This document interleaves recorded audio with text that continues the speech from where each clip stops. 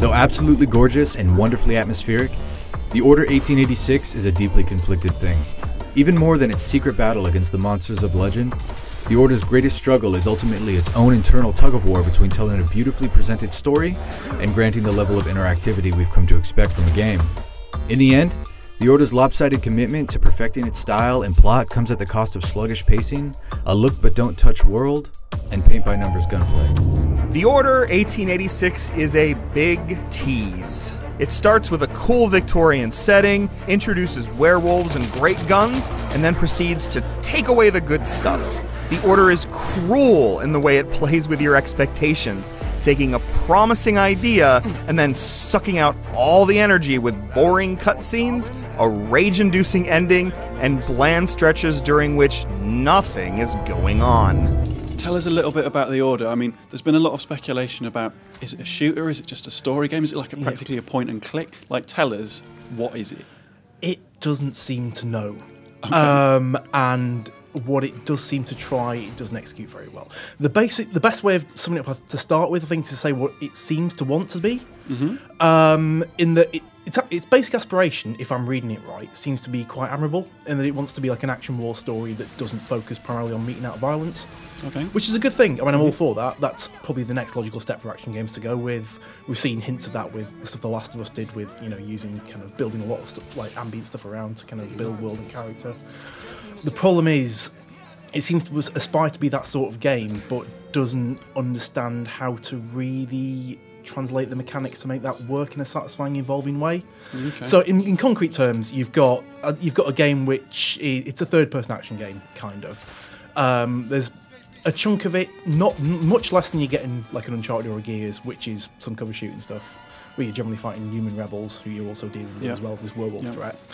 That's a relatively small part of the game, though. The rest of it... What's the rest of it? You don't do a lot for the rest of it. The rest of it is either... There's a monumental amount of cutscenes on the go. Really pretty, really well-directed They look amazing, the cutscenes. Oh, this game overall, I mean, what you see in the cutscene is what you get in-game, pretty much. It's genuinely probably the prettiest game there's ever been on a console so far. It looks insane, incredibly next-gen. But aside from that, you don't really do a lot with it. There's the cutscenes, which take a large bulk of the game's time. And the rest of it is, the kind of the filler bits you do in between the main parts in other games. Yep. Like, in between an Uncharted or a Gears, say, you'll be doing a lot of walking around, chatting to people on radios, opening doors, pushing obstacles out the way, bit of light climbing and that sort of thing. Yep. The rest of it is a game built out of other games' filler, effectively. Great. Yeah. Okay. The Order is divided more or less equally into 4 disparate pieces: cutscenes, QTEs, navigation, and shooting.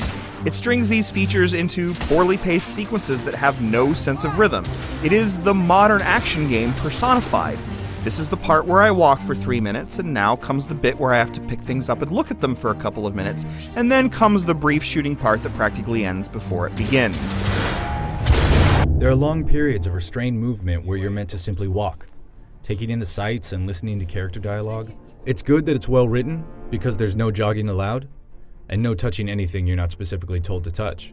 Constantly switching between gameplay and unskippable cutscenes means there's a lot of stop and start play, kind of like being in a traffic jam. Even then, there's rarely a moment of interactivity that isn't expressed with a quick-time event. They're at their best when you're trading slashes with hulking monsters, where slow reactions or imprecision will find you watching your character's throat ripped out in some impressive horror movie gore. But these moments are the exception rather than the rule, and most of it is simply pushing, pulling, turning, or flipping over items to continue along your set path. To say that the game constantly interrupts you seems true after a few hours. It's constantly going, here's a cutscene, here's a cutscene, here's a cutscene.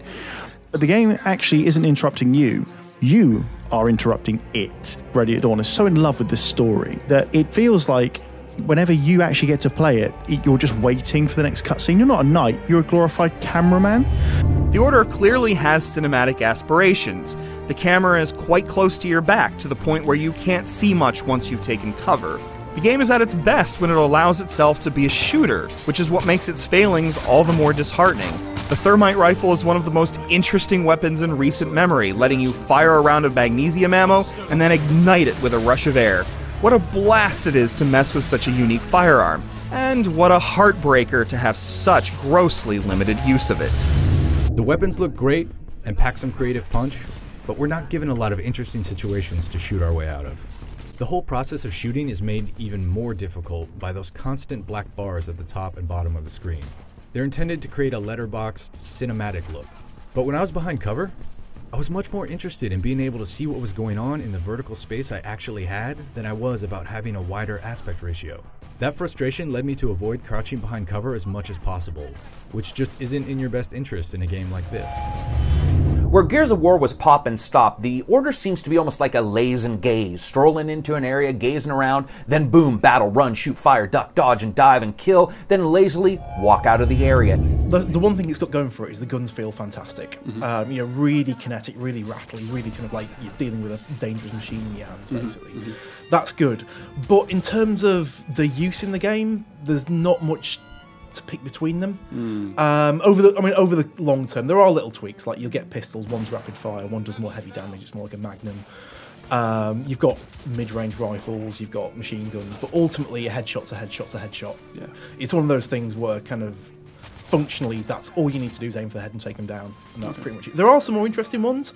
Like there's a lightning gun, which is the stuff that they've got this storyline where Nikola Tesla's building. Does it make men explode, or does it just no? Again, well, disappointingly, it's really satisfying that you charge it up, you pop it out of cover, you fire it, but it's just the same as a headshot. You hit them in the chest and they just drop straight down. Doesn't chain, doesn't do anything particularly exciting. Now, when it comes to the weapons, they all handle perfectly, and nothing feels out of control or overly loose. At times, while behind the sniper rifle, I felt like a full-on badass, kneading enemies' heads lightly with the high-impact rifle bullets and enjoying their exquisite, oh shit, my head is gone animation. Where is it? Oh shit, it's gone. What do I do? Dead. However, the game is heavy as fuck with quick-timed scenes. Now, if you know my past, you know I don't mind them as long as they're lodged within uninterruptible action. The Order handles them a bit more traditionally, with very long movies interspersed with quick-time events, and then later having you occasionally battling bad guys in incredibly long cinematic moments with dozens of quick-time moments for a single battle. It really did feel stretched out. When you do get control of it, the cover shooting is okay.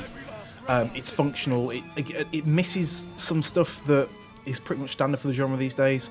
And there's no evasive maneuver, which is really odd for a cover shooter, especially when you've got one particular AI type that delights in rushing you down with shotguns and you've got no way of rolling out of the way.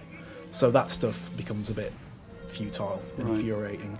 The cover system's quite nice. It's quite sticky and weighty. Got a bit of a Deus Ex-y kind of heft to it. It's kind of similar to Tomb Raider, isn't it? You can push in and pull out of cover rather than having to hit a button. That's rather good. But the problem really is the AI is quite limited in that there's one type that seems to hunker down behind cover and never leave until you kill it. And there's one type that rushes you down sometimes. And the in-between stage, there's none of that sense of getting in amongst a fight like you would in Uncharted, or any decent cover shooter, really. You're never really inside a big sort of melee of bullets and cover and strategic running around. It always feels a bit like a shooting gallery. The standard weapons function just fine at least, though this is cover shooting at its most predictable. You walk into a room and see all the obvious cover spots, and sure enough, the enemies come in like clockwork. You shoot them all with ease and move on to the next sequence. The AI is pedestrian at best, with a fuck you, I'm gonna go it alone line of scripting in its programming that seems to take precedence above all things. The Order is a fairly safe shooter, with its focus directly on its graphics and less so on its gameplay or story building. Not much of the past or present or even the future is really explained, discussed, or hypothesized. In fact, the game is the most enjoyable if played in that manner. Don't force it. Don't waste time, just sort of play. Pacing is one of the game's main problems, in that there's been a lot of brouhaha about it being, it's too short, 5.5 hours. It took me about 7.5. However, the game is so glacially paced. The first half of the game is incredibly slow. It is incredibly slow. And then by the time it gets going in the second half, it just ends. And that's what's going to annoy people the most. A bad game is one thing, but the Order isn't bad. It's just boring. The basic conflict at the heart of the Order 1886 is that considerations for a cinematic approach are prioritized above the needs of basic gameplay. The Order's best parts are contained within its stunning looks, its atmosphere, its style, which are truly fantastic. But the shallow, slow, generic, quick-time event-riddled gameplay make it feel like an experience that would have been better served by a non-interactive movie than a game. You see, the game is absolutely rigid in its presentation. Throw the most amazing graphics they can at your face and keep the player aligned to exactly what they want you to see and experience throughout. Its atmosphere is Call of Duty Ancient English Monster Slaying version number 1 in that way. Graphically, the characters look amazing with flowing cloth, fully featured textured faces, and exceptional battle animation. The voices are done very well, and it's been a long time since a single game came out where I could say I didn't have an issue with anyone's voice, even one of the one-off NPCs. The voices are in the now, meaning instead of sounding like they're reading a book about mating rituals of pissed off monkeys during one of the battles, they actually sound like they are in the battle. Breaths are ragged and deep during moments of rest, and voices come and go as the actors' bodies seem to be put under the strain of real action and battle. Simply wonderful to hear a voice track this good. Their voice actors do a good job of keeping you interested, even if the story doesn't. If you were obviously looking to buy the game and it's 50 quid, $60 in the US, is it worth it? I mean, it really doesn't sound worth it. Not for that price, no. It's infuriating because it's a strange game in that it's objectively completely wrong in so many ways. It doesn't seem to understand what games are in 2015. It's like it looks like the future, but it plays like 15 years ago in terms of how superficial it is in a lot of ways. But the problem is that being so resolutely story-led as well, there's absolutely zero replay value to it at all. No multiplayer or anything No like multiplayer, Right. no co-op, no obvious DLC challenges or anything like that. It's just when it's done, it's done. And I think the other problem is because it rations out its action so much, it never really has time to evolve anything it does to a really satisfying degree. So you wouldn't even go and replay a chapter with a good shooting bit because by the end of it, it's not really moved on from what it's doing in the beginning.